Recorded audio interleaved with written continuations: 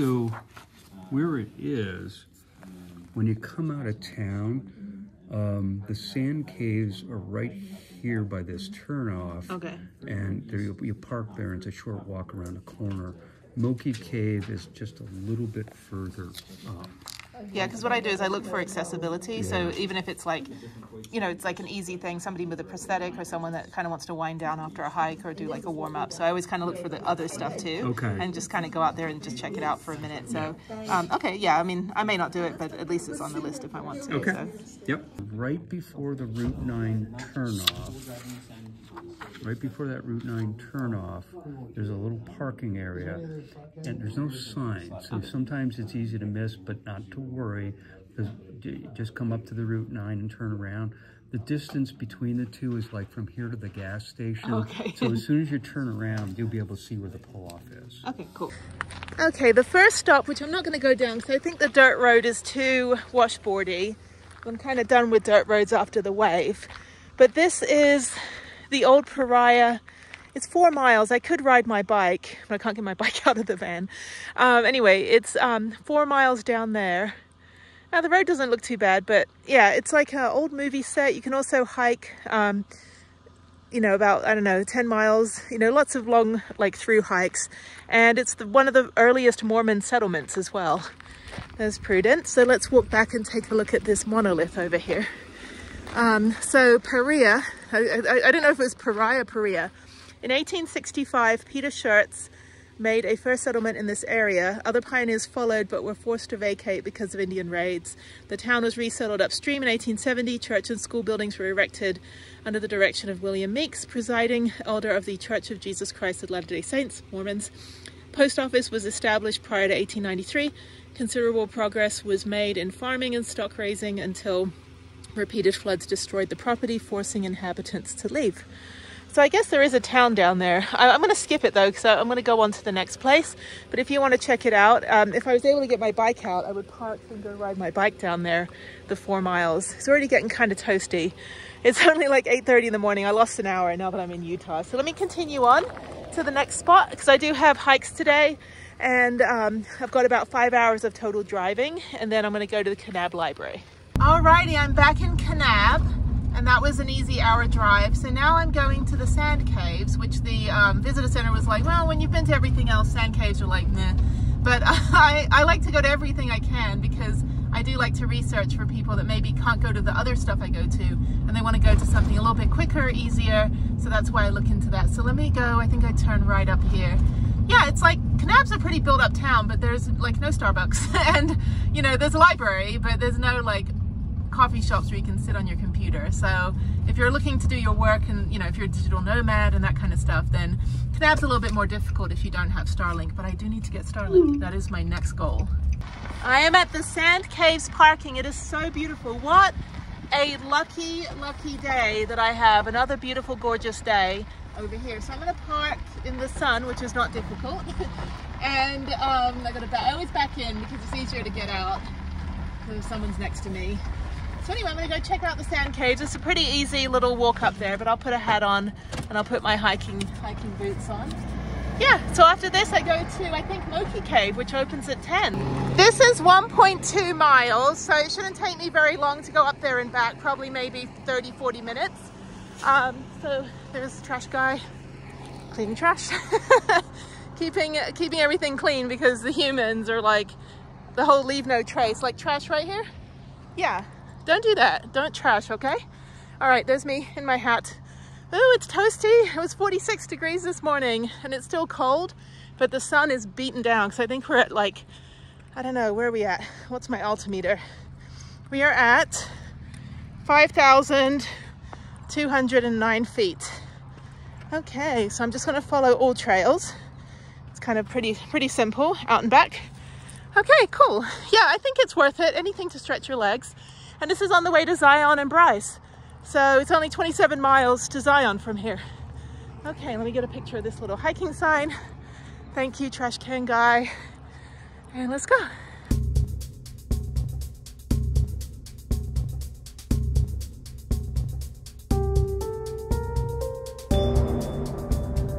Now, just to let you know, All Trails also says that you can hike kind of the back way over there, but the signs clearly state that this is the trail. So I'll check it out. I'll just go see if it is a trail or if it's a social trail. A lot of times when it's raining and like this area is flooded, people will just make up their own trails. So don't do that. Stay on the trail that they tell you.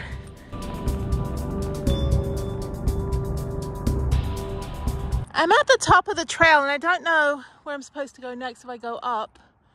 If the sand caves are up there, it's telling me to go this way. So let me see. I don't know if, oh, here we go. There's an arrow. Go up. Okay, so you got to climb. Alrighty.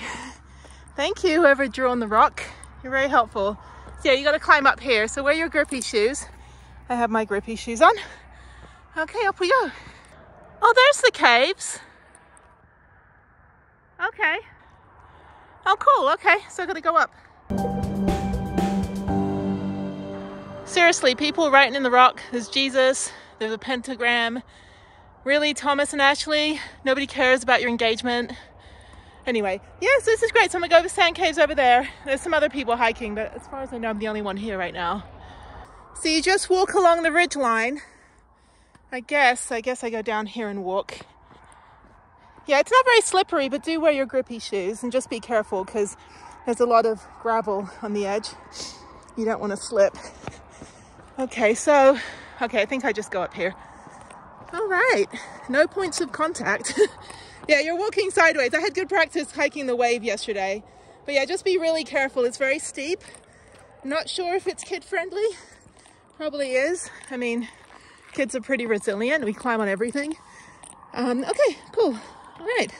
Of course, getting up here. Oh no, I think I continue through. So I guess you can go both ways. You can go the other way and this way. But yeah, so All Trails is going to take me in a big loop. So yeah, I'm on the ridge line right now. Okay, cool. Okay, I spoke too soon. I see where it is. So I go to the, oh, there's MOQUI Caverns. Maybe, well, there's MOQUI Cave, which has the museum. So I'm going to go to Sand Caves and I'm going to MOQUI Cave afterwards. But yeah, it's a dead end and then I make my way back over here.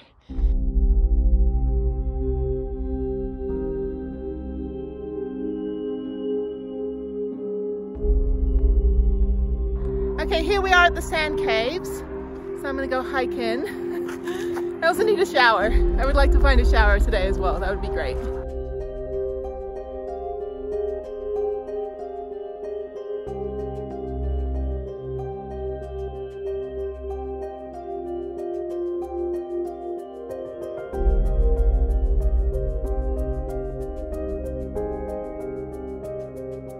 Okay, I'm at the end of the cave. That's as far as you can go.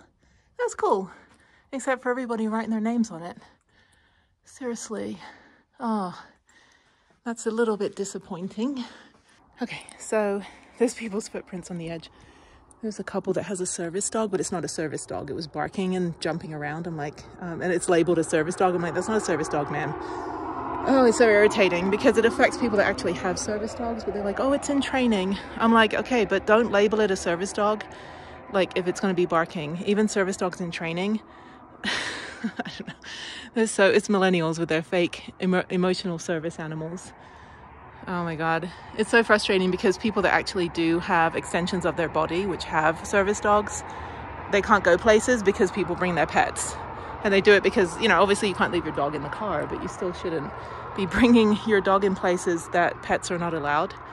It's still, I mean, the National Park Service is still dealing with people that do that. Anyway, I'm really close to the edge, so I'm not going to stand this close. But very disappointing people have to write their name on everything. Oh my God. Anyway, very pretty though.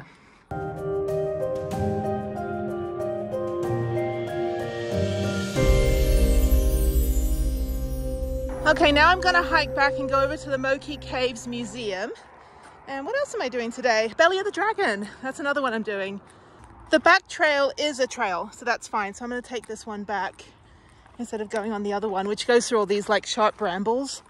But they do a pretty good job of trail clearing. But yeah, if you go that way, you go back through the spiny plants. And this is the back way that's in the shade, which is fantastic. These aren't petroglyphs, but they're written in the 1800s. People wrote their names. They're irreplaceable. Anyway, okay. interesting stuff. And also D&M with their wedding announcement.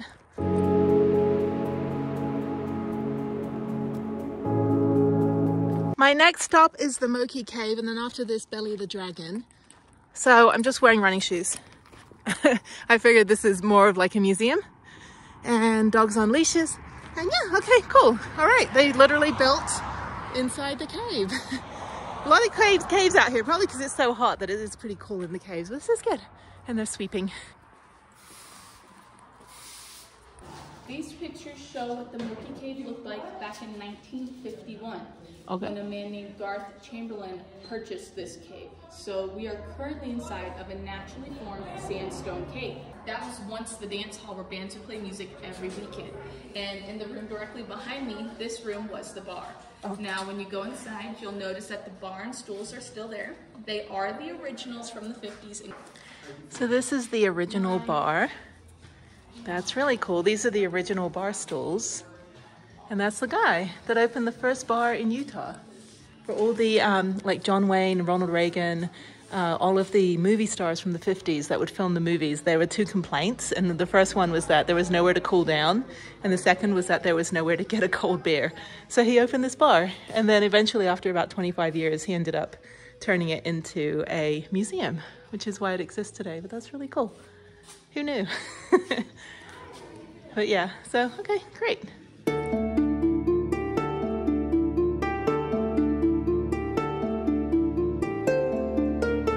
So the other thing is the guy that opened this was also a geologist, paleontologist, and archaeologist. So a lot of the artifacts that I'll get to see were actually found within 15 or 20 miles of the location, including dinosaur tracks, apparently. But yeah, it's really cool.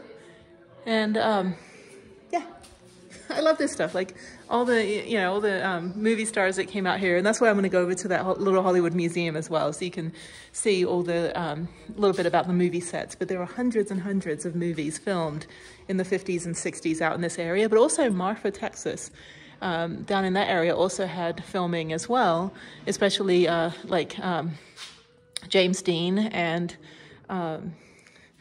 Elizabeth Taylor, like those, you know, those movies out there as well. So yeah, I guess, you know, it was cheap. I mean, imagine living in a movie set, you know, in some place like this in like, you know, the 50s. So, and if you wanted, oh, I guess you can buy, I don't know, ask your tour guide. But yeah, they do tours, they do horse riding, other stuff. I would ride a horse, but it is quite hot out here. And I don't feel like being on a horse in this heat. But anyway, let's go through and let's check it out. So this is the dinosaur tracks that were found. And then we're gonna go through the teepee. All right, through we go. Oh, this is cool. What a hidden gem. I've been to Kanab twice and I never got to go here. When I was here the first time, I was with a tourist and so we didn't really do anything. But this is really cool. It echoes. You got to use your inside cave, use your cave voice. But yeah, all these artifacts, these are all found within this area. Ammonites, sea urchins, which I've eaten. It's called uni in Japanese. I've actually fished for sea urchins. By the way, they have a 10% discount for veterans, so it was only $6.75 to get in, which is fantastic. So thank you, Mr. Cave Barman. And the cashier lady also gave a little history tour. So you get a little free tour when you come in.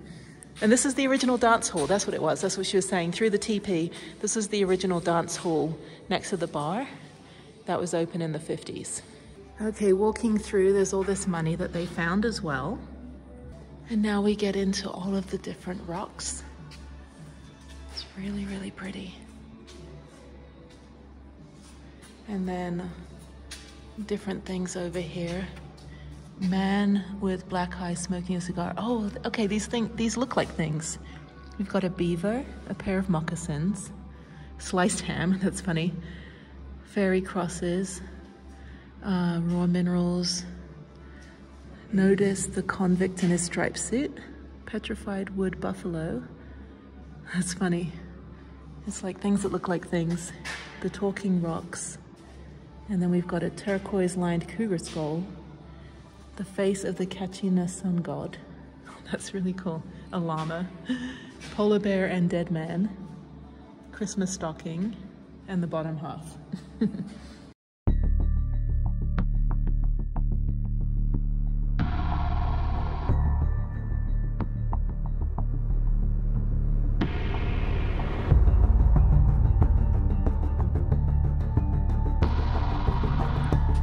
right, we have magnets, so that was cool. Let me get a magnet as well. I made a little bit more real estate in the van for magnets. So these are all Utah, but I want MOQUI Cave. There's MOQUI Cave, the wooden one. Let's see. That one's cool with the emblem. Either a sticker or a magnet would be fine. So I think I'll go with this one here. That's good. All right, that was super fun. So the lady that was in the gift shop was from Minnesota. And then of course I get confused. I'm like Minnesota, then I start talking about Wisconsin and then Michigan. And I'm like, okay, they're all kind of in the same area. But anyway, so she was telling me about the portage where you kayak on Lake Superior, and then you go to, you hike, and then you go to these caves and carry your kayak with you. And I've seen it before on YouTube, but it's definitely something I'd want to do if someone can carry my kayak. So anyway, I bought a sticker and some chocolate for Harriet. So now I'm going to go on to Belly of the Dragon. So let's keep going. Okay, the Belly of the Dragon is 12 minutes away, just up the road. And then after that, I'm going to the Rainbow Mountains, which is about an hour from here. And then I backtrack all the way back down toward the Kanab Visitor Center. But on the way back, I'll go to that Hollywood Museum. So my hair is all messed up. I got hat hair and no shower hair. So yay, this is good. It's a Thursday. It's beautiful. Nothing's too busy. You know, middle of the school year. Just what am I doing? Oh my God, I need some caffeine. I'm gonna drink this. So, all right, I will see you in approximately 12 minutes. There's a hairpin turn right off the highway, right before the gas station. If you end up at the gas station, you've gone too far, but it's a little washboardy. Another freaking dirt road. I'm done with dirt roads, people. Okay, this is Belly of the Dragon. It's not marked on the freeway, just to let you know that too. You know, you just kind of got to do your GPS. Anyway, but yeah, so I'm gonna go, let me speed up a little. Science. Speed up on washboards and then it's not so washboardy. But anyway, so yeah, let me get over here and check it out. Hopefully, well, it's a little bit busy, but hopefully not too obnoxiously busy. All right, not busy at all. So Belly of the Dragon's right there. So let me follow my old trails. Hang on one second. Okay, so there's a little trail right here. Oh, there it is. This is literally what my gastroenterologist guy saw when he stuck a camera up my butt in 2022. It's like, you saw my lower intestine, sir, and my upper intestine. And they put camera both ways. All right, let's see if I can get in. Oh, it's right in here. Okay, of course people carve their names on everything. These Instagrammers. I gotta wait for them. All right, so I'm gonna have to filter it so the colors come out. It's a baby. The baby can do it, I can do it.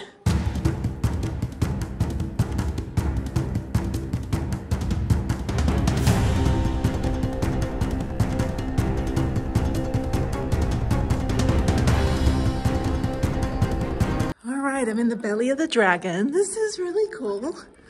And there's a whole, oh, shit, falling over. Should probably have a flashlight or something. Okay, I highly recommend a flashlight so you can see where you're walking. Oh, shit. All right, so there's a little bit that's dark back there. I like tripped like twice. Okay, and then we're coming out here. This is cool. Okay, that's the end of the trail. All right, okay, well, we just went through the colon. All right, let's go over here. So after you go through the Belly of the Dragon, there's more trail up here. It goes 1.8 miles out and back. So again, it's one of those things that looks like really, really cool on Instagram, and then you get here and it's like a teeny tiny little thing. Anyway, I don't know if I want to go all the way to the end, if it's just going to be like this. Yeah, because it's like, look, I don't know if you can see. I have to go all the way to the end. So let me see from these people if it just goes, you know, sandy like this. Okay, so there's a climbing part up here, so that's fine. I'm like, yes, give me some things to do on my hike. I don't want to just walk in sand. I've been walking in sand for 3 days now. Anyway, cool. All right. Oh, it's hot. It's good though. Actually, it feels really nice. I'm glad it's like this and not raining, because you won't be able to do most of the hikes that I'm doing in the rain just because it's too dangerous. I've now reached a dead end. I believe you have to climb up here. I think. There is no other way to go. You can't go on the ridge line up there. Okay, I guess this is the way. Okay, so you don't actually have to climb. You can just go up this trail here and then climb up here. So, oh my God, there was a pit bull not on a leash. Leash your dogs, people. Come on. This is not a dog park. This is for everybody. Okay? You gotta leash your dog.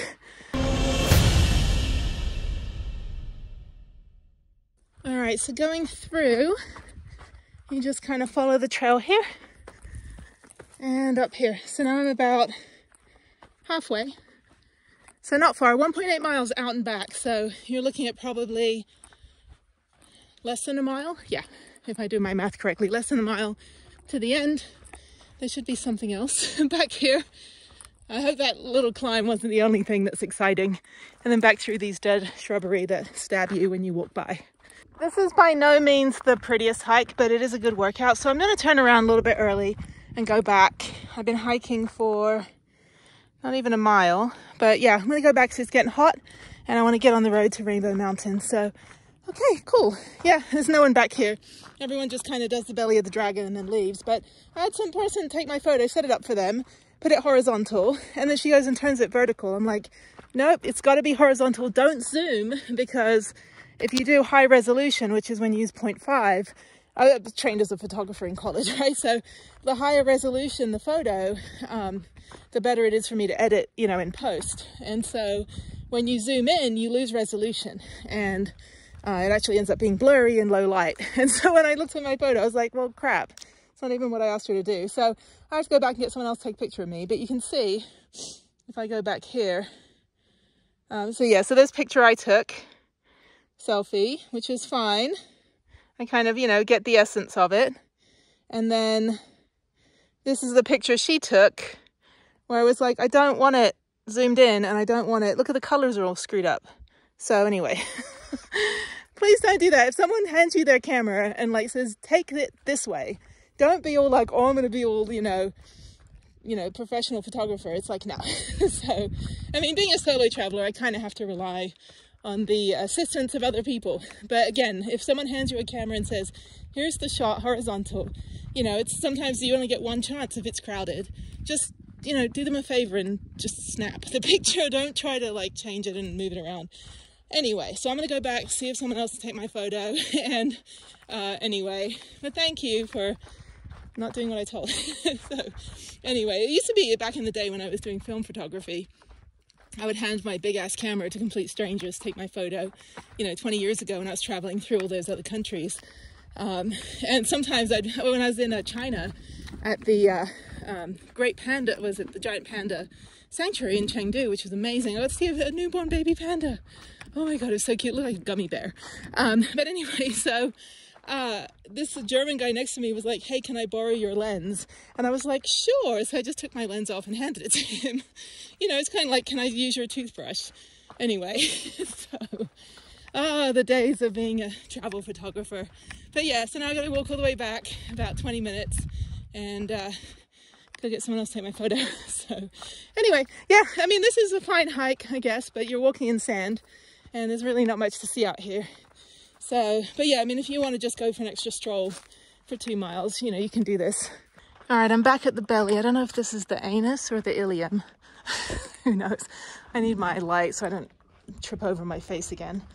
Okay, hopefully there's somebody to take my photo, because I don't have any friends with me. Okay, there's my light. Okay, there's people down here. Okay, got to adjust my eyes. All right, I can't see anything. Hang on. All right, I'm in. Actually, it's easier if I look at the floor from my phone, because my eyes are still adjusting from being in the bright. So just beware when you're coming back through the butt, back through the intestine. Just spend like a second to let your eyes adjust. And there's no one down this end, so let me wait for someone to take my photo. Anyway, this is cool. Does not look like Instagram though. Oh, there we go, there's someone, there's a kid. Okay, hang on. Alrighty, I got my money shot and hiking boots full of sand.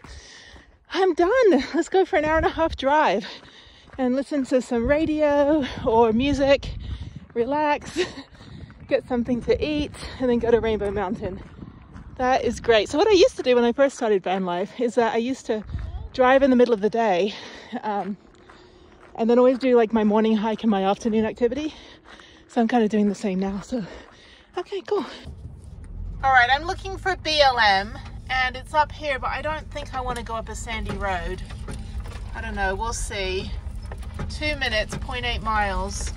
I don't want to get stuck, so I don't know whether I can go up here. It looks pretty sandy. I mean, there's diggers and stuff. So yeah, let me keep going. It's only 0.8 miles, but it's supposed to be an open clearing. Okay, that's a no. I'm not going up there. I'm gonna go to Coral Pink Sand Dunes and go find another spot out there. Never mind, I spoke too soon as usual. Yeah, it's okay. That road doesn't go up where I need it to, like, that's not where I need to go. So let me just keep going straight. I'm almost there. I have LTE. I should have 5G when I get there, but we'll see. Okay, I thought I found a good spot. And then over here, it says, this structure is authorized BLM range improvement. Please do not block the area with vehicles or camp within 300 feet. So at least I could turn around. I'm gonna go to the other spot, which is closer to Coral Pink Sand Dunes, but I need to go get gas. So there's a gas station up the road. So I'm gonna keep going and look for some place closer. Maybe there's a campsite or something. Okay, well this would have been perfect, but they're improving this for horses. So, and all the little areas that go up into the hill on this side, those are actually little camping spots as well, if you want to go up and around. So, okay, it's also off-roading. So let me go back and see if I can find another spot. Okay, never mind. This is perfect. Hog Canyon OHV Trail. So let me go read the sign and make sure that there's overnight parking allowed. Oh my God. Okay. And I think I want to be in the sun, but I'll move in the shade. Well, it's gonna get dark. Okay, let me get over here. This is crazy. Okay. All right, Hog Canyon. Doesn't say, oh, it's got, oh, mountain bike trails. What do you know? My bike's stuck inside. Hog staging area. Okay, well, it doesn't say no camping. So that's it. Here's my home for the night. So I'm gonna go pull up, I think I'm gonna pull up next to the picnic table. I think I'm gonna be up front for tonight. So let me move this rock out of the way. I don't need that rock in the way. Oh, that's a heavy rock. Okay, cool. I think I'm gonna park next to the picnic table for now. And then if other people show up, they'll go in the back and I'll just stay up front. That way I can get out easily. So that was fine. That was an easy drive. I was all worried for nothing. Actually, the road was perfect, even though it's kind of sandy and dirty. It's actually pretty good. So, all right, well, here's my home for the night. Thank you. I think Kanab's pretty lenient on people staying overnight. Paige didn't care. Paige was like, park wherever you want. No big deal. So, okay, let me park. I moved up a bit further, so I'm next to this fire pit so that if someone comes out here, they don't light a fire there. I didn't see any other fire pits on the other side. But okay, that's fine. All right, well, I kind of have 5G. Maybe not, but I do have Netflix that I downloaded. So I probably should have downloaded some more at the library. It was really, really fast Wi-Fi. I was super impressed. I got 2 videos uploaded. So yeah, there's my Netflix on my phone. So let me watch. And then I got this new placemat so that the beads don't keep jangling everywhere. Anyway, it's cute too. So yeah, anyway, okay. All right, well, I will see you in the morning. Good morning from, oh, it's cold. It's like 40 degrees. Hog Canyon OHV Trail. I was the only one here last night. Oh, it's chilly, it's chilly, it's chilly. Okay, I got my tea going. Get some hot water boiled. Yeah, I was the only one here last night. Fantastic, it's cold. I'm going back inside until my tea is ready.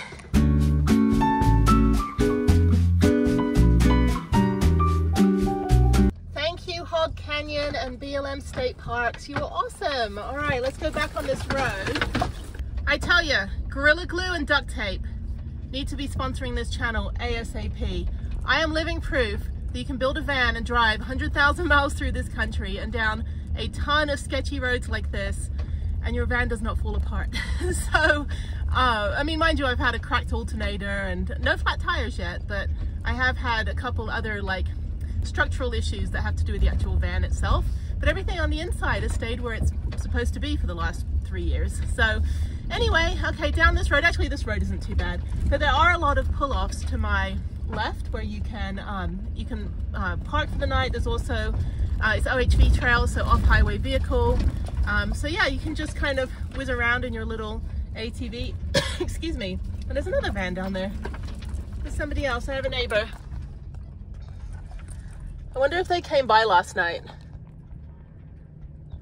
Yeah, I don't know. I kind of vaguely heard something, but I don't know. I mean, I was in a massive area, but that's really cool. There's no sun over there.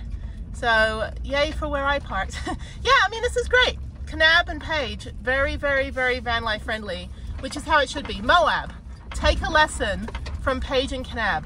Seriously, like those two places know how to handle and welcome their visitors. Moab, no, you just, when you get to Moab, you get a big middle finger and then you have to pay for BLM. And I'm like, that's bullshit. I pay my taxes. Actually, I pay a lot of taxes, believe it or not. Contrary to popular belief, I do actually, you know, earn money and pay taxes. So anyway, let's go down here. Watch out for the rock. Yeah, I would not go down any of these little side roads to my left just because you probably need four-wheel drive, and after it rains, it probably gets a little nasty. But yeah, I mean, this road's fine. It's only a mile from the main road, so the main road's like right ahead. This is great. I will remember this. Hog Canyon OHV Trail, $3.99, and it was fantastic. I slept like a rock. It's been a little warmer this time than this time last year when I was here. But I didn't stay in Kanab last year. I just came through and I stayed, what did I do? I came through here last year, did I? No, the year before, maybe the year before that. Yeah, so I've been through here before, but I didn't stay in Kanab. This is like the first time that I've actually stayed here. And I'll definitely be back. There's so much to do. So today, on the next episode, you'll see that I am going to go to a couple different places, and then I'm going to head north to Salt Lake City.